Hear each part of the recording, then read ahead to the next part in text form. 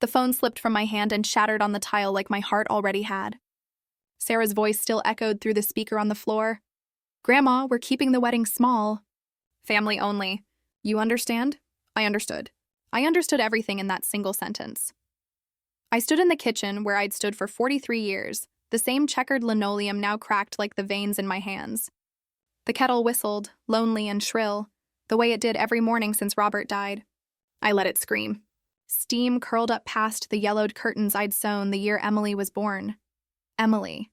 My Emily, who used to run barefoot through these rooms, begging for one more story about the princess who saved herself.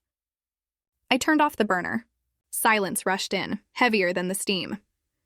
I touched my forehead where Sarah's small hand had rested this morning. "Grandma, I don't feel well. Can I stay home today?" Her skin had been cool, her eyes too bright.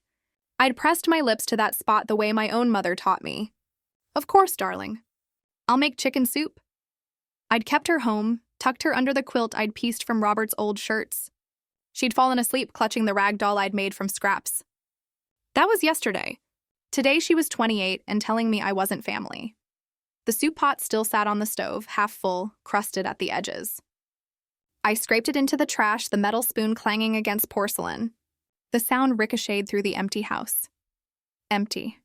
That word had crept in slowly, like frost on the windows. First it was just the guest room after Emily left for college. Then the nursery when Sarah stopped bringing the babies overnight. Now the whole house echoed with it. I walked to the laundry room, my slippers scuffing the floorboards that used to creak under children's feet. The washer thumped with Sarah's old sweatshirt, the one she'd left last Christmas, stained with paint from the mural she never finished. I lifted it out, still damp. The scent of her coconut shampoo lingered in the fibers. I pressed it to my face, breathed her in, then folded it with the same care I'd used when she was 8 and cried because the other girls laughed at her crooked braids. I placed it on the pile for the church donation box. Outside, snow began to fall, soft as the lies they told me. I watched through the window above the sink, the one that looked out on the maple Robert and I planted the day we brought Emily home from the hospital. Its branches were bare now, skeletal against the gray sky. I remembered pushing Emily on the tire swing that hung from the lowest limb. "Higher, Grandma, higher!" Her laughter had been the brightest sound in the world. I'd pushed until my arms ached, until Robert called us in for cocoa. That tree had grown tall on our love. Now it stood witness to my pruning. I moved to the living room, to the cedar chest where I kept the memories they no longer wanted. Inside lay the christening gown I'd smocked for Emily, yellowed with age. The silver rattle Robert's mother gave us. The hospital bracelet from Sarah's birth, tiny, perfect, still smelling faintly of powder. I lifted the stack of savings bonds, each one made out to Emily Rose Carter or Sarah Jane Carter. $10,000, 20, 30. I'd cashed in Robert's life insurance, sold the beach cottage, skipped my own medications to keep adding to their future. Their names were crossed out now in my careful handwriting, replaced with the women's shelter. The pen had trembled, but the line was straight. Upstairs, in the closet of the bedroom that used to be theirs, I found the wedding album. Sarah's first marriage, the one that ended when her husband decided a newer model was better. I'd paid for the dress, the flowers, the honeymoon suite they never used. On the last page, a photo of me holding 3-month-old Lily, Sarah's daughter, while Sarah danced with her new groom. My smile in that picture looked foreign now, stretched too wide, eyes already pleading. I closed the album. The spine cracked like a small bone. The doorbell rang at dusk. I knew who it would be before I opened it.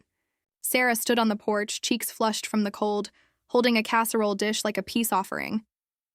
Behind her, Mark, husband number 2, shuffled his feet, eyes on his phone. "Mom, what is this about changing the locks?" Sarah's voice carried that edge it got when she was cornered. "Mrs. Henderson said she saw a locksmith." I looked at the casserole. Tuna noodle. The same dish I'd brought when her dog died, when Mark lost his job, when Lily had chicken pox. "Come in," I said. My voice sounded like someone else's, steady, flat, ancient. They stepped inside, bringing the smell of snow and entitlement. Sarah set the dish on the counter. "We need to talk about the house." "The house," I repeated. The word tasted like rust. Mark cleared his throat. "Look, Eleanor, we appreciate everything you've done, but Sarah's business is expanding. We could really use the equity to—" "Stop!" I held up my hand. The same hand that had changed their diapers, signed their permission slips, paid their orthodontist. I'm selling the house. Sarah's mouth opened, closed. You can't. This is our home. Your home was the apartment I paid the deposit on. The condo I co-signed. The starter house I gave you the down payment for.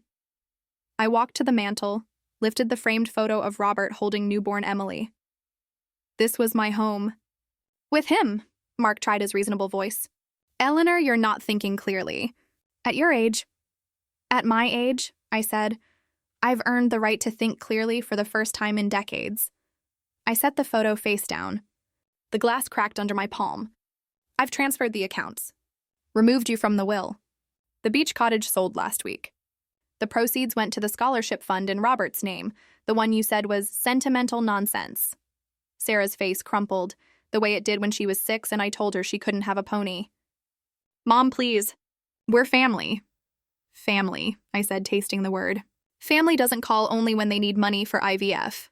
Family doesn't forget birthdays but remembers the property taxes are due. Family doesn't tell a 72-year-old woman she's not invited to her granddaughter's wedding because optics. I walked to the door, opened it. Snow swirled in, dusting the threshold. Take the casserole. I'm allergic to tuna now. Doctor's orders. Sarah reached for me, but I stepped back. The distance between us felt like miles. You'll regret this, she whispered. No, I said. I regretted the 30 years I taught you that love meant letting people take pieces of you until nothing remained. They left. The door closed with a soft click, not a slam, just final. I stood in the quiet, listening to their car crunch away over the snow. The house exhaled around me, settling into itself the way old bones do after a long carry. I made tea in the chipped mug Emily painted at summer camp, the one with the lopsided sun. The first sip burned my tongue, but I welcomed the pain. It meant I could still feel. I carried the mug to the sunroom where the Christmas cactus bloomed defiantly, fuchsia against the white world outside. I'd neglected it for years, yet here it was, thriving on neglect. Tomorrow the realtor would come. The moving truck. The shelter would send someone for the furniture. The oak table where we'd carved birthdays into the underside. The rocker where I'd nursed babies and dreams. I'd keep the cedar chest, the quilt, the photo album with its broken spine. The rest could go to women starting over, the way I was. I opened the laptop Robert bought me the year he got sick. My fingers, arthritic, steady, typed the confirmation for the senior living community in Asheville. Mountain views, art classes, a garden plot with my name on it. The deposit came from the sale of Sarah's wedding china, the set she'd registered for but never used. Karma, I thought, has excellent taste. Outside, the snow kept falling, covering the tire swing, the cracked walkway, the memories. Inside, I began packing. Not much. A lifetime fits into surprisingly few boxes when you stop carrying everyone else's baggage. The last thing I took down was the key rack by the door. 5 hooks. Robert's truck key, gone with the truck. Emily's old bike key, rusty now. Sarah's house key, returned months ago, with a post-it that said, "Don't need this anymore." The spare I'd kept for emergencies. And mine. I unhooked them all, let them fall into my palm like spent shells. I slipped my key into my pocket. It felt heavier than the others, solid with possibility. Tomorrow I'd mail the rest to Sarah with no note. She'd understand. Or she wouldn't. Either way, the locks were changing. I turned off the lights room by room. The house grew darker but not empty. It hummed with the energy of release. In the hallway, I paused at the growth chart penciled on the doorframe. Emily at 4, 38 inches. Sarah at 6, 44. Lily at 2, barely a smudge. I ran my hand over the marks, then took the eraser from the junk drawer and wiped them clean. The wall looked naked, honest. At the threshold, I paused. The snow had stopped. Moonlight glazed the yard, turning the maple into a sculpture of silver branches. I stepped outside, closed the door behind me. The lock clicked. I didn't look back. The moving truck would come at dawn. Tonight I walked to the corner where the shelter van waited. Mrs. Henderson had arranged it, bless her nosy heart.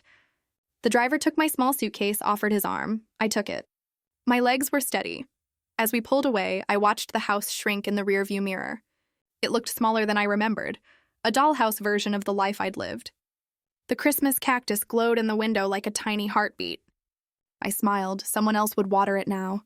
Someone else would learn its stubborn magic. The road stretched ahead, black and glistening. I rolled down the window. Cold air rushed in, sharp with pine and promise. For the first time in years, I breathed deeply enough to feel my ribs expand. The weight was gone. Not lifted, cut away, clean and surgical. Behind me, the house slept under its blanket of snow. Ahead, the mountains waited, ancient and unimpressed by human drama. I was going to them with empty hands and a full heart. The casserole dish sat on the seat beside me, still warm. I'd eat it for breakfast. Waste not, want not, some lessons stick. I touched the key in my pocket. It was warm from my body. Somewhere in the distance, a dog barked. An owl called.